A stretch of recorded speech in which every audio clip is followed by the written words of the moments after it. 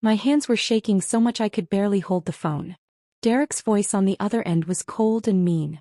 "I know where you work, Emma. I know where you live and I know about the kid." My heart stopped. How did he find out about Lily? I'd kept her hidden for 4 years, moved 3 times and changed my phone number twice. The restaurant's back door crashed open behind me and I spun around, dropping my phone. Derek stood there, his eyes dark with anger. "Did you really think you could hide from me forever?" Before I could scream, a hand grabbed his shoulder, strong and powerful. "The lady seems uncomfortable." The voice was smooth as silk, dangerous as a blade. I looked up and froze. The man who had just walked in was unlike anyone I'd ever seen. Tall, powerfully built, wearing a suit that probably cost more than my entire year's rent. But it was his eyes that stopped my breath, cold gray steel that promised violence. "This doesn't concern you," Derek snarled. The stranger smiled. It wasn't friendly. "Everything in this city concerns me. If you want to know how a waitress like me ended up under the protection of the most dangerous man in New York, subscribe below and tell me in the comments where you're watching from. It really helps me keep bringing you these stories. Now let me take you back to where this all started. 3 months earlier my life was simple. Exhausting but simple. I woke up at 5 a.m., got Lily ready, dropped her at Mrs. Rodriguez's apartment, then rushed to my first job cleaning office buildings downtown. By noon I'd be at Chen's diner serving lunch until 3 p.m. Then I'd sprint to the upscale Italian restaurant, Bellanova, where I worked as a waitress until midnight. I never complained. Not when my feet ached so badly I could barely stand. Not when I counted coins to buy Lily's medicine. Not when I ate the customers' leftovers because I couldn't afford my own meal. This was the price of freedom. The price of escaping Derek 2 years ago when I found out I was pregnant and knew I had to run. That Friday night at Bellanova changed everything. Table 7, Emma. VIP section. Mrs. Chin, the owner, looked nervous. "These men, they're important. Be very careful." My stomach tightened. The VIP section was always reserved for people with money and power. The kind of people who made me invisible. I smoothed down my black uniform, grabbed my notepad and walked through the velvet curtain. The private dining room was dimly lit, all dark wood and leather. 4 men sat around the table, but my eyes immediately locked on one. He sat at the head, his presence filling the entire space. Even seated, I could tell he was tall, built like he could break someone in half without effort. His black suit was perfectly tailored. His white shirt unbuttoned at the collar, revealing the edge of a tattoo on his neck. His dark hair was slicked back. And his gray eyes, God, those eyes swept over me like a physical touch. I felt my cheeks burn. "Get it together, Emma. He's a customer. Just a customer. Good evening, gentlemen. Can I start you with drinks?" My voice came out steadier than I felt. "Brunello di Montalcino 2015, he said without looking at the wine menu. His voice was deep with an Italian accent, not the fake Italian some Americans put on. Real deep Italian. My body moved without thinking. Years of hiding my past made me respond without thinking. Subito. The room went silent. 4 pairs of eyes locked on me. The man at the head of the table leaned forward slowly, his gaze intense. "You speak Italian." It wasn't a question. It was an observation that felt like an accusation. My heart hammered. Stupid. Stupid. Stupid. I'd blown my cover of being just another struggling American waitress. I learned some in school. I lied, heat creeping up my neck. In truth, my mother was Italian. She taught me the language before she died. But I never told anyone that. It was part of the life I left behind. He repeated the word like he was tasting it, deciding if it was true. His eyes never left mine. "What's your name?" "Emma, sir." "Emma." The way he said my name with that Italian accent made something flutter in my chest. "I'm Lorenzo. Lorenzo Vitale." The name meant nothing to me. I nodded, trying to ignore how his stare made my skin feel too hot. "I'll get your wine, Mr. Vitale." I practically ran to the wine cellar, my hands shaking as I selected the bottle. What was wrong with me? I'd served hundreds of handsome men. But something about Lorenzo Vitale made me feel exposed, like he could see through all my carefully built walls. When I returned with the wine, he was alone. The other men had disappeared. "They had business elsewhere," he said as if reading my confusion. He gestured to the chair beside him. "Sit." I can't. I'm working. Sit, Emma. Not a request, a command, but somehow not harsh, just certain, like he was used to being obeyed. My legs folded before my brain caught up. I sat, clutching the wine bottle. Lorenzo took it from my hands, his fingers brushing mine. The contact sent electricity up my arm. He poured 2 glasses with practiced ease, then slid one toward me. I can't drink on shift, I protested weakly. 1 sip won't hurt. His eyes challenged me. Unless you're afraid. I don't know what possessed me. Maybe it was exhaustion. Maybe it was the way he looked at me, not through me like most rich men did, but at me like I mattered. I took the glass and sipped.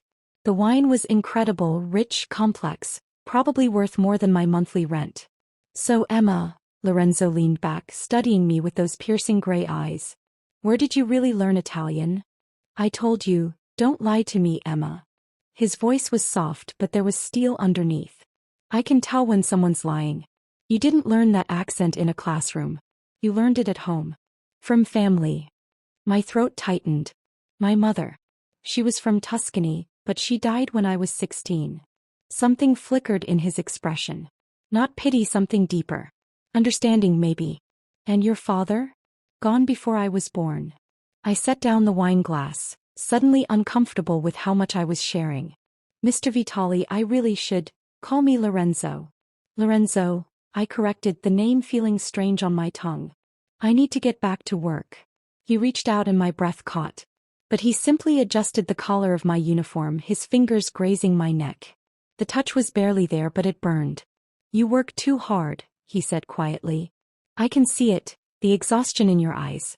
When did you last sleep a full night? The observation was too accurate, too intimate. I stood abruptly, putting distance between us. I should go. Emma. The way he said my name stopped me at the curtain. I turned back. Lorenzo was standing now, all 6 feet plus of dangerous elegance. You'll see me again. It sounded like a promise or a warning. I fled back to the safety of the kitchen, my heart racing. Mrs. Chin gave me a strange look but said nothing. The rest of my shift passed in a blur. At midnight, I changed out of my uniform, grabbed my backpack and headed for the back exit. The October air was cold and I wrapped my thin jacket tighter. The subway would take 40 minutes to get home. Then another early morning tomorrow. I was halfway down the alley when I heard the footsteps behind me. My blood turned to ice. I'd heard these footsteps before, in nightmares. Heavy, purposeful, angry. Emma. No. No, no, no. I turned slowly. Derek Mitchell stood at the mouth of the alley, silhouetted by the streetlight. My ex-boyfriend, the man I'd fled from 2 years ago. The man who'd put bruises on my arms and terror in my heart. Did you think I wouldn't find you? He smiled, and it was the smile that used to make me flinch. Did you really think you could just disappear? My phone. Where was my phone? I reached into my pocket with trembling fingers, but Derek was faster. He lunged forward, grabbed my wrist and twisted it until I cried out. The phone clattered to the ground. We need to talk, he said, his breath hot on my face. The smell of whiskey was overwhelming. You and me, about what you stole from me. I didn't steal anything, I gasped, trying to pull away. His grip tightened, fingers digging into my skin hard enough to bruise. Let me go, Derek. You stole 2 years of my life. His voice rose, echoing off the brick walls. 2 years of searching. Do you know what that cost me? And then I find out you have a kid. My kid. My heart stopped. Oh God. Oh God. He knew about Lily. She's not yours, I said, desperate, panicked. It was a lie. Lily had his eyes, his smile. But I'd die before I let him near her. Derek's face twisted with rage. His hand rose and I knew what was coming. I'd seen this look before. Right before, I suggest you let her go. The voice cut through the night like a knife. Cold, lethal, absolutely calm. Derek froze, his hands still raised. We both turned. Lorenzo Vitale stood at the entrance of the alley, his tall frame blocking the streetlight. He wasn't alone. 2 massive men in black suits flanked him, their expressions blank, but their presence screaming danger. This is private, Derek snarled. But I heard the uncertainty in his voice. Even drunk, even angry, he recognized predators when he saw them. Lorenzo took a step forward. Just one. But Derek's grip on me loosened. There's nothing private about a man putting his hands on a woman who doesn't want them there. Lorenzo's voice was so quiet I had to strain to hear it. That somehow made it more terrifying. Let her go. Who the hell are you? Lorenzo smiled. It was the most dangerous thing I'd ever seen. I'm the man who's going to break every bone in your hand if you don't release her in the next 3 seconds. 1. You don't scare me. 2. Derek's hand tightened on my wrist reflexively. I whimpered. Lorenzo moved so fast I barely saw it. 1 second he was 5 feet away. The next his hand was on Derek's throat, slamming him against the brick wall. The impact shook the alley. Derek's eyes bulged. His grip on me released completely. I wasn't finished counting, Lorenzo said pleasantly as if he were commenting on the weather. But you hurt her again, so we're done with warnings. One of the men in suits stepped forward, grabbed my arm gently, carefully and pulled me away from Derek. I stumbled, my legs shaking so badly I nearly fell. Strong hands caught me, the other bodyguard, steadying me. Look at me, Lorenzo said to Derek. Look at me. When Derek's terrified eyes focused on him, Lorenzo continued, Do you know who I am? Derek shook his head frantically. No. Allow me to introduce myself properly. I'm Lorenzo Vitale. This is my city. Every restaurant, every bar, every corner where people like you think you can hurt women. That's mine. And she, he gestured toward me without taking his eyes off Derek, is under my protection now. Which means if you come near her again, if you call her, if you even think her name too loudly, I'll know and I'll find you. Do you understand? Yes. Yes. What? Sir. Yes, Mr. Vitale. Lorenzo released him and Derek collapsed to the ground, gasping. Good. Now, get the hell out of my sight before I change my mind about letting you walk away. Derek scrambled to his feet and ran. Actually ran, disappearing into the night like the coward he was. The alley fell silent except for my ragged breathing. I couldn't stop shaking. My wrist throbbed where Derek had grabbed it. Lorenzo turned to me and his expression shifted. The cold, lethal mask dropped, replaced by something almost gentle. Emma, are you hurt? I opened my mouth to answer but nothing came out. The adrenaline was leaving my body, replaced by shock. My knees buckled. Lorenzo caught me before I hit the ground, lifting me effortlessly into his arms. I've got you, he murmured. You're safe now. Lily, I gasped. My daughter. He knows about her. He won't touch her. Lorenzo's voice was absolute certainty. Tony, send men to her address now. 24-hour protection. How do you? I started to ask how he knew where I lived, but the world was tilting. Later, Lorenzo said. Right now you need medical attention. No hospitals, I said quickly. Too expensive. I'm fine. Just let me. You're not fine. Your wrist is already swelling. He carried me toward a black SUV that had appeared at the alley entrance. And you're going to pass out in about 30 seconds. He was right. The edges of my vision were darkening. Lily will be protected. I promise. He set me gently in the back seat, sliding in beside me, his arm wrapped around my shoulders, supporting me. Sleep, Emma. When you wake up, we'll talk. I wanted to protest. I wanted to ask 1,000 questions. But his warmth, his solid presence, the lingering adrenaline, it all crashed over me at once. The last thing I remembered was the smell of his cologne, expensive, masculine, and the feeling of safety for the first time in years. I woke up in a bed softer than clouds. For a moment I thought I was dreaming. The ceiling above me was ornate, painted with Renaissance-style frescoes. Silk curtains draped around the bed. Golden morning light streamed through massive windows. Then reality crashed back. Derek. The alley. Lorenzo. I sat up too fast and the room spun. My wrist was bandaged professionally, an ice pack attached with medical tape. I was wearing clothes that weren't mine. Expensive silk pajamas that felt like water against my skin. Oh God, where was I? And who had changed my clothes? The door opened. A woman in her 50s entered carrying a tray. Good, you're awake. Mr. Vitale was worried. Where am I? My voice came out hoarse. The Vitale estate. She set the tray on the nightstand. Fresh fruit, pastries, coffee that smelled like heaven. I'm Maria, the housekeeper. Don't worry, I'm the one who changed you and tended your wrist. Nothing improper. The Vitale estate. I was in Lorenzo's house, or mansion more accurately. My daughter, safe and sound with Mrs. Rodriguez. Mr. Vitale's men have been watching the building all night. No one's come near her. Maria smiled warmly. He thought you'd ask about her first thing. It's something. You look half-starved. She left before I could ask more questions. I grabbed the phone on the nightstand. Yes, a phone in the guest room, and called Mrs. Rodriguez with shaking hands.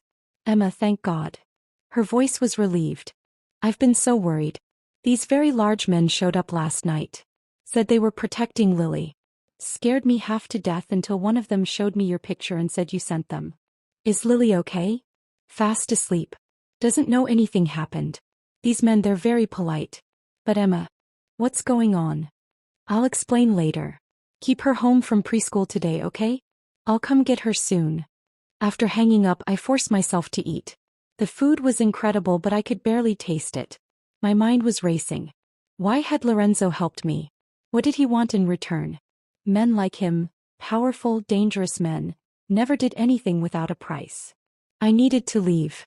Now, before whatever debt I owed became too large to pay. I found my clothes, cleaned and pressed, folded on a chair. As I dressed, I caught my reflection in the full-length mirror. Dark circles under my eyes, my wrist bandaged, the hollow look of someone who'd been running too long. I slipped out of the room into a hallway that looked like a museum. Marble floors, original artwork on the walls. This wasn't just money. This was generational wealth. Lost Kara? I jumped. Lorenzo leaned against a door frame down the hall, arms crossed. He wore black slacks and a white dress shirt, unbuttoned at the collar, sleeves rolled up to reveal strong forearms. Even casual, he looked devastating. I need to leave, I said. Thank you for last night, but I can't. Can't what? Accept help. He pushed off the frame, walking toward me with that predatory grace. Can't let someone protect you? I don't need protection. The lie tasted bitter. Lorenzo stopped inches away, close enough that I had to tilt my head back to meet his eyes. Your ex-boyfriend knows about your daughter. He's angry, drunk, and violent. You work 3 jobs and sleep maybe 4 hours a night. You can barely afford food. And you don't need protection. Each word was a truth I'd been denying. Tears burned behind my eyes, but I refused to let them fall. What do you want from me? His expression softened. Let me show you something. He led me through the mansion to a study lined with books. Floor-to-ceiling windows overlooked a private garden. Lorenzo walked to the desk, picked up a folder and handed it to me. I opened it. My breath caught. Photos, reports, documentation. Derek's arrest record. Assault, harassment, violation of restraining orders. Restraining orders I didn't know existed because they were filed by other women. 3 other women. I had my people research him last night, Lorenzo said quietly. He's done this before, Emma. Multiple times, and he's escalating. My hand shook. Other women. He'd hurt other women. And they tried to stop him legally. It hadn't worked. The police can't protect you 24/7. Can't protect Lily when she's at preschool. Or Mrs. Rodriguez when she's at the grocery store. The legal system failed these women. He pointed at the photos. I won't let it fail you. Why? The question burst from me. Why do you care? You don't even know me. Lorenzo was quiet for a long moment. When he spoke, his voice was rough with memory. I had a sister. Younger, beautiful, smart. She fell in love with the wrong man. A man like your Derek. He convinced her to keep his violence secret. Said he'd change. She believed him. Past tense. Had. My heart clenched. She died 2 years ago. He pushed her down the stairs during a fight. By the time I found her. He stopped, jaw tight. I was too late. The pain in his eyes was raw, real. This wasn't manipulation. This was grief. I'm sorry, I whispered. Don't be sorry. Be smart. He took a step closer. Let me help you. I have the resources, the power to keep you and Lily safe. Derek won't come near you again. And what do you want in return? There had to be a price. There always was. Lorenzo reached out slowly, giving me time to pull away. He brushed a strand of hair from my face, his touch feather-light. Have dinner with me tonight. Here. Just conversation. No strings, no obligations beyond that. That wasn't what I expected. That's it? Dinner. That's it. His smile was small, almost shy, incongruous on a man who'd nearly killed someone with his bare hands last night. I want to know you, Emma. The real you, not the exhausted waitress hiding behind survival. I want to hear you speak Italian with that beautiful accent. I want to know what makes you smile. Something warm bloomed in my chest. Something dangerous and hopeful and terrifying. One dinner, I agreed. One dinner, he repeated. But the way his eyes held mine suggested we both knew it would be more than that. He drove me home himself. Home to the shabby apartment building that felt even shabbier after seeing his estate. But Lorenzo didn't comment. He walked me to Mrs. Rodriguez's door, nodded politely when I introduced him, and pressed his business card into my hand. Call if you need anything at all. My men will be watching. True to his word, I spotted 2 black SUVs parked strategically on the street. Subtle but present. When I finally held Lily, my beautiful, oblivious daughter, the reality of last night crashed over me. Derek knew. The secret I'd kept for 4 years was out. And now I was tied to Lorenzo Vitale, a man whose very name made people's faces pale. But as I looked at his card, at the elegant script of his phone number, I couldn't shake the memory of how safe I'd felt in his arms. That evening, I stood in front of my closet, pathetic, really just a few worn dresses, trying to find something appropriate for dinner with a Mafia boss. The nicest thing I owned was a simple black dress I'd bought at a thrift store for job interviews. A knock on the door. I opened it to find a delivery man holding boxes. Designer boxes. Delivery for Emma Carter. I didn't order anything. Prepaid, ma'am. He set them inside and left. I opened the first box with shaking hands. Inside was a dress, midnight blue, elegant, with a label I'd only seen in magazine advertisements. The second box contained shoes. The third a coat. My phone buzzed. Unknown number, but I knew who it was. You deserve to feel beautiful. See you at 7. L. I should have been angry. Should have seen this as controlling, presumptuous. But standing there holding a dress that probably cost more than my monthly rent, all I felt was seen, like someone had noticed not just my poverty but my dignity. At 6:45 a black car arrived. The same driver from last night, Tony, who greeted me with unexpected warmth. You look lovely, Miss Carter. The Vitale estate at night was magical. Lights twinkled in the garden. Music drifted from inside. Tony led me not to a dining room, but to the garden itself, where a table for 2 had been set under strings of lights.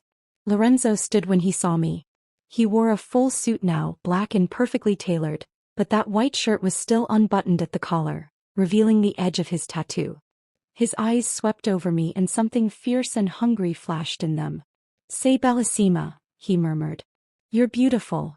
Grazie, I replied, then added in English, the dress is too much. It's not enough. He pulled out my chair, such an old-fashioned gesture. Nothing would be enough. Dinner was incredible. Course after course prepared by his personal chef. But more incredible was the conversation. Lorenzo asked about my mother, about growing up, about my dreams before life got hard. He shared stories about Sicily, about his own mother, also gone, about learning the family business. Did you always want this? I asked, gesturing vaguely at the mansion, the power, the Mafia life. His smile was bitter. No. I wanted to be an architect, design buildings, create beauty. He poured more wine. Not a title. The strength in you, working 3 jobs, raising a daughter alone, surviving an abuser. You're remarkable. I'm ordinary, I protested. No. He reached across the table, took my hand. You're extraordinary, and I want the chance to prove that you deserve extraordinary things. The touch of his hand sent warmth through my entire body. This was dangerous. This was impossible. I was a broke single mother and he was him. But when he stood and held out his hand, when the music from inside drifted louder, I took it.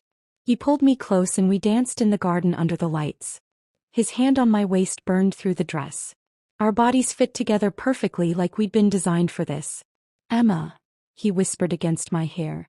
Tell me to stop. Tell me this is crazy and I'll take you home.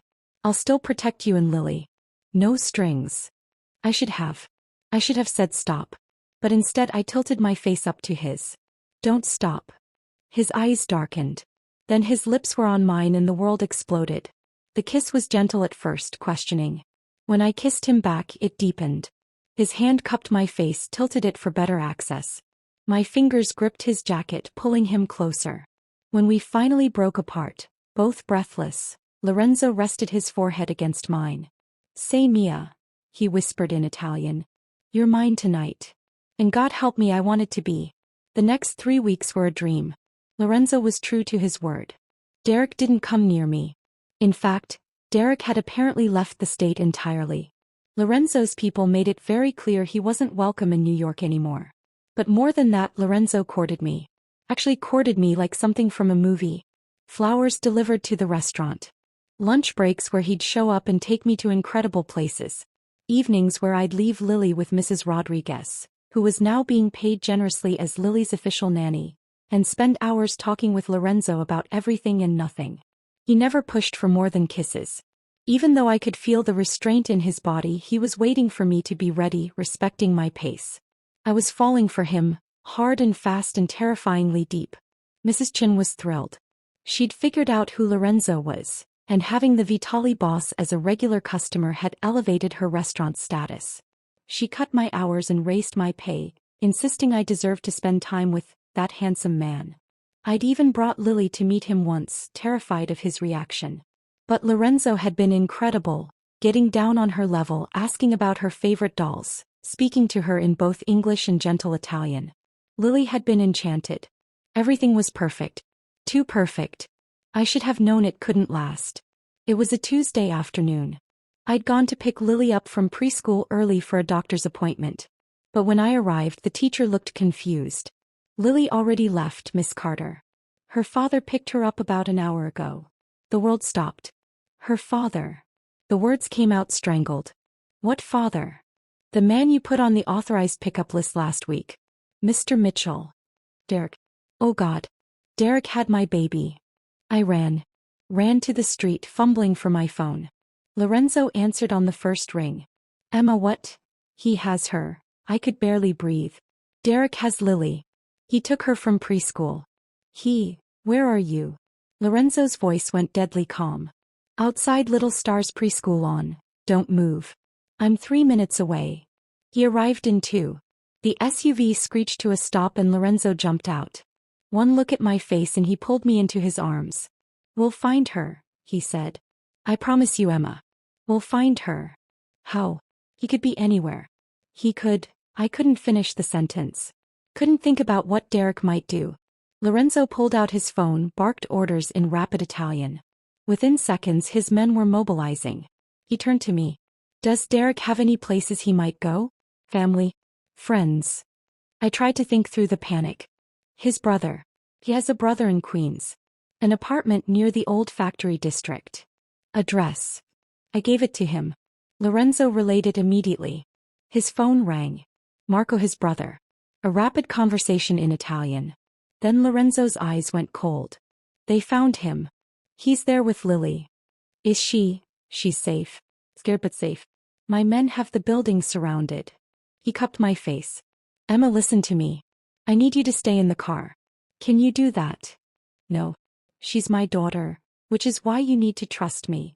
Derek is desperate, dangerous. If he sees you, he might." Lorenzo's jaw tightened. "Let me handle this. Please." Everything in me screamed to go. But I saw the truth in his eyes. This was his world. Violence, danger, strategy. He knew how to navigate it without casualties. "Bring her back," I whispered. "I will.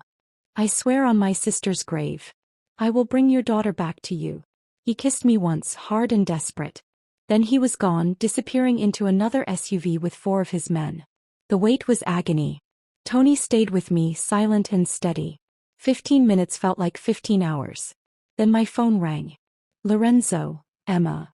Is she?" "She's safe. He's asking for you. We're coming back now." The sob that tore from me was relief and residual terror. Derek won't be bothering anyone ever again." The finality in his voice told me everything I needed to know. I didn't ask for details. I didn't want to know. 20 minutes later, the SUV pulled up. The door opened and Lily jumped out, running to me. I caught her, fell to my knees, held her so tight. Mama, there was a bad man, but the nice man with the cool cars came and got me." "I know, baby. I know. You're safe now." Lorenzo approached slowly, giving us space. When I looked up at him, his face was carefully blank, but his eyes held everything. Fear that he'd been too late. Relief that he wasn't. And something deeper. Love. That night, I couldn't bring myself to go back to my apartment. Lorenzo didn't even suggest it. He took us to the estate, set Lily up in a room fit for a princess, and held me while I fell apart. He could have hurt her, I sobbed into his chest. He could have, but he didn't. He's safe. You're safe. And I will never ever let anyone threaten either of you again. I pulled back to look at him. What did you do to Derek? What needed to be done? His expression was hard. He won't be found, Emma. And if by some miracle he is, the evidence will point to his involvement with drug trafficking that has nothing to do with us. He's gone. I should have been horrified. Should have been appalled by the casual admission of murder. But all I felt was relief and gratitude. Thank you, I whispered. Lorenzo's thumb brushed away my tears.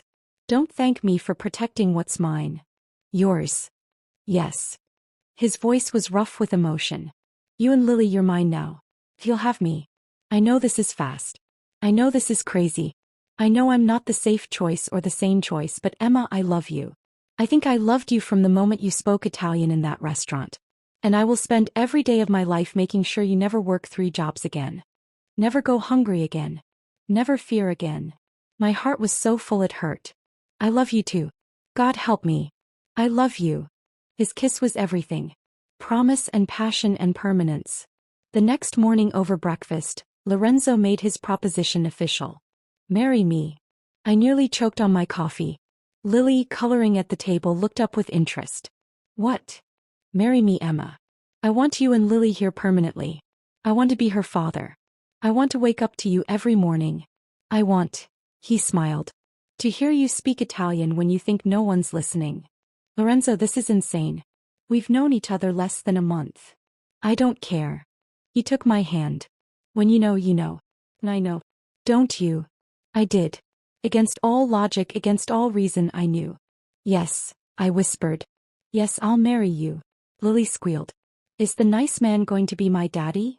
Lorenzo looked at her and his eyes were suspiciously bright. If you'll let me, princess.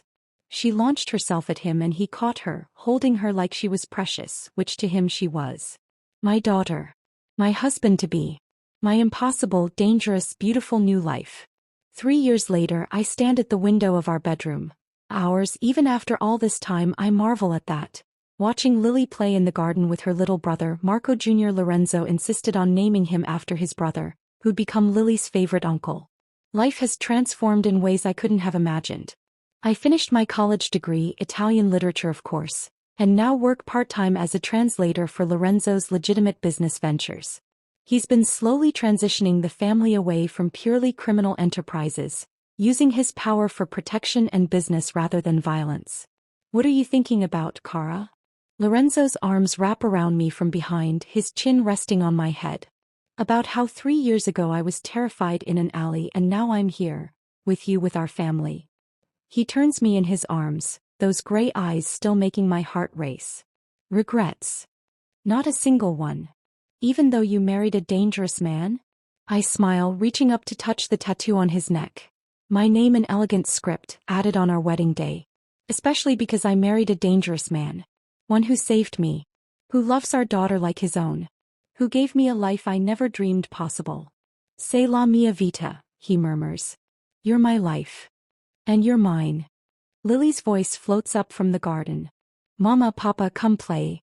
Lorenzo grins, that rare, genuine smile he only shows with us. Come on, Mrs. Vitale. Our princess commands.